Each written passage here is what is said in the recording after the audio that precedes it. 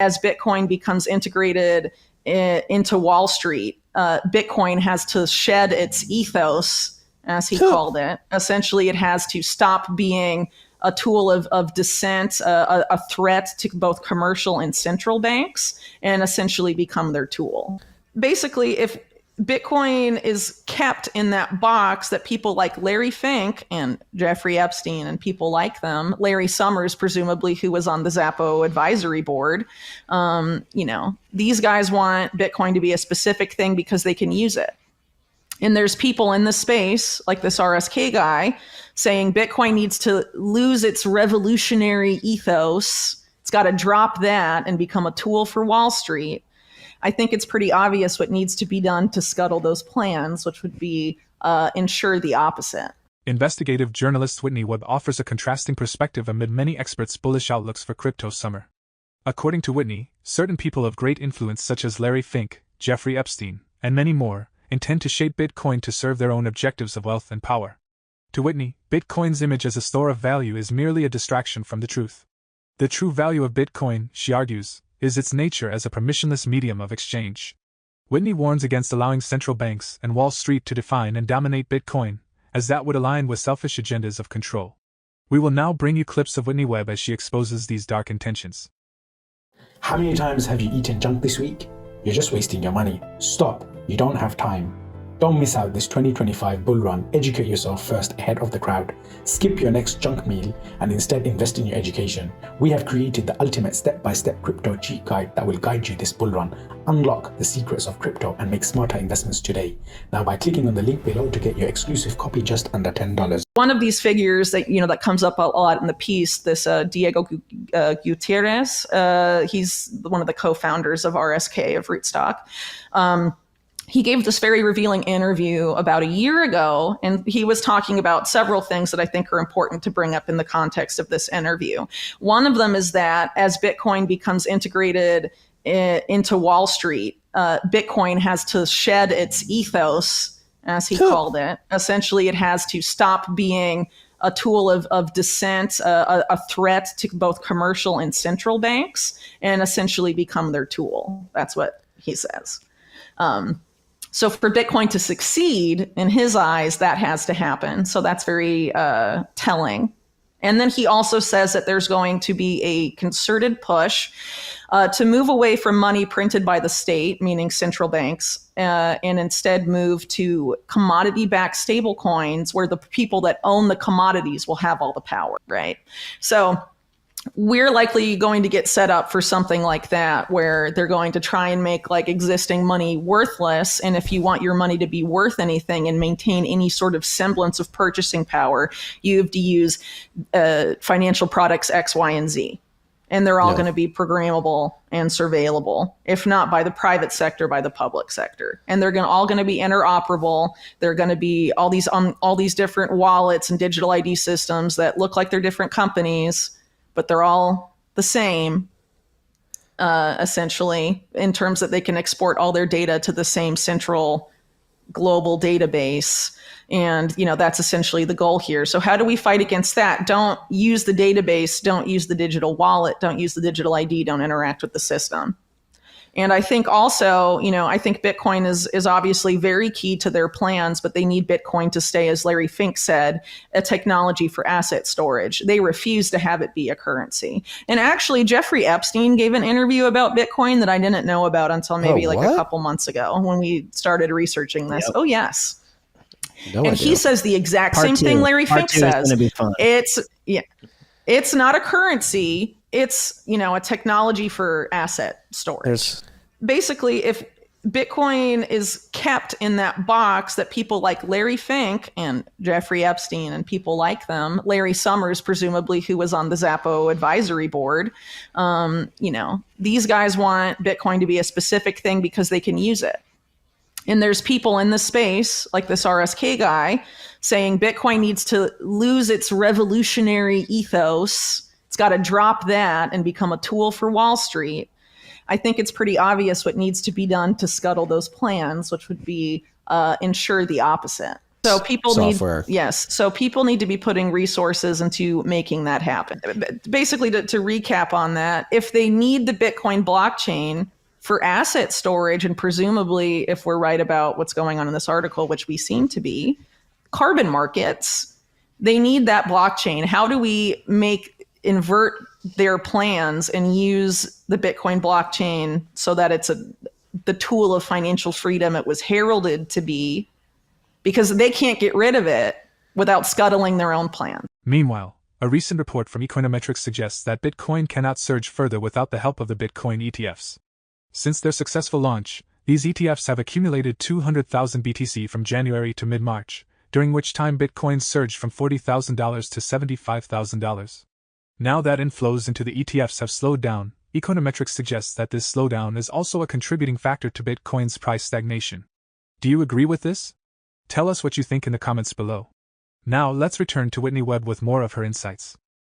There's a lot of people in the Bitcoin media space that will never talk about this or what you just mentioned. And I think a lot of that is because a lot of money and effort has been put into specifically homogenizing media discourse in the Bitcoin space, because they want Bitcoiners as much as possible to be compliant, while Larry Fink and his ilk do what they want with Bitcoin and make it what they want it to be, so that people are content with number go up and sort of the Sailor-esque talking points that have gotten a lot of, a lot of people have heard those versus what you just mentioned, from example. There needs to be a cultural shift in Bitcoin in the opposite direction of what this Diego guy from Rootstock said, where he's like, we need to drop the whole, stop fiscal irresponsibility of the banks and central banks, and,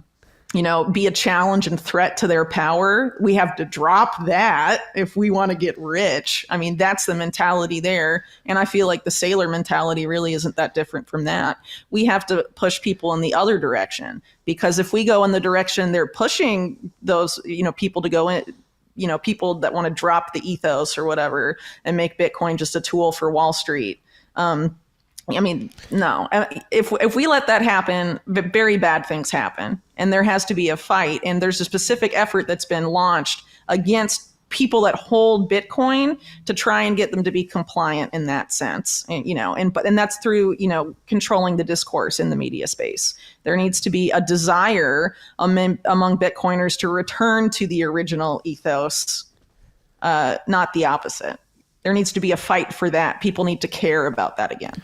And so essentially, we really can't get out of this if unless we choose not to interact with the system and create something either parallel, or just find some way to live your life without having to really interact with the digital ID in the digital wallet at all. It doesn't enable the fiscal irresponsibility of the commercial and central banks to dump all the irresponsible debt generated by their money printing into Bitcoin and be like, oh, problem solved, keep printing forever. I mean, that's basically what they want to do. It's insane.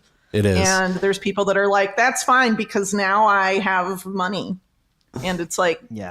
So you remember why you got into this? I'm like, I don't know. And there's a lot of different ways it seems like it's coming together. The World Bank is working with Google and a lot of these other entities, including the ones in this article about Green Plus that are direct partners of Green Plus, to create the climate wallet. That's tied up with the whole idea of doing CBDCs and all of that, right? And things related to that, the private sector equivalent. They call it the climate wallet. Yeah, because it's all tied up with carbon emissions, and there's this, the carbon taxes and all of that. And this is why, I would like to point out, we mentioned it a little bit earlier, but bring it up again, the whole idea of SpaceX being involved in launching these Green Plus satellites. Elon Musk is a big proponent of carbon taxes and has been for a very long time. Oh, yeah, so there's this whole thing going on in carbon markets right now because everyone involved has been outed for being, not everyone involved, but basically the whole market up until now has basically been outed as being very grift prone, lots of fraud, lots of negligence, et cetera, et cetera. So generally what happens is that when the private sector wants something, or they've created a big market for something. They've invested lots of money in creating something like the carbon market, and no one's using the carbon market. They are going to then use the public sector to force people to use the carbon market. And so they're trying to do that through the guise of climate emergency. So part of what we're talking about here, part of the way to like defeat this apparatus that as Mark referred to it, so much of what they do, including like their media ops, in efforts to control discourse, but also just like getting people to onboard to stuff when they otherwise wouldn't. It all runs on fear, right? And like all the stuff that happened during COVID, people fell in line because of fear. It's all fear-based, pretty much everything they do. A great way to not fall into that is not be afraid of these people, no matter what psyop they throw at you. And I think this year, election year, not just in the US, but in much of the world, unprecedented fear-based psyops are going to be coming one after the other until they get enough people to comply and acquiesce. And the way to get around that is to not fall into it. It's the trap, and a lot of it is the media discourse. And I think, the more controlled online discourse becomes, the greater the effort will be to use it to get people to be very afraid of what's happening.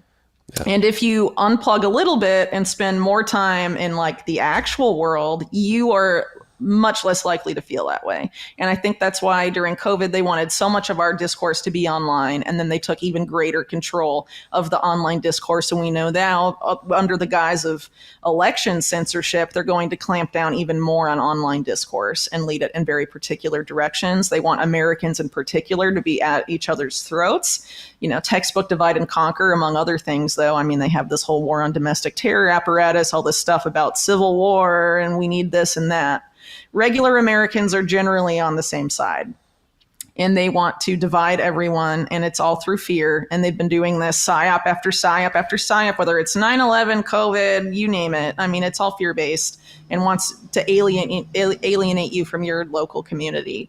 Like, again, it's about self-reliance at the local level. That's a big part of the response, but it's also, getting people, not just yourself, though obviously that's where you start, but making sure that the fear doesn't anchor in to, where you are based.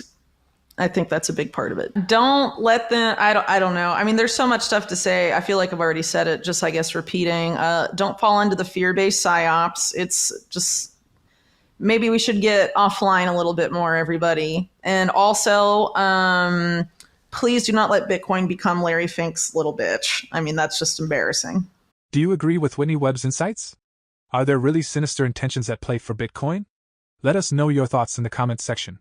We hope you enjoyed this video, and if you did, consider giving us a like, subscribing to the channel, and turning on post notifications for more similar content. Your support gives us the drive we need to continue delivering insightful crypto knowledge for all. Thanks for watching. We hope to see you at our next one. For more Daily Dose Crypto news, check out these 2 awesome videos on your screen. Click now and we will see you on the next video.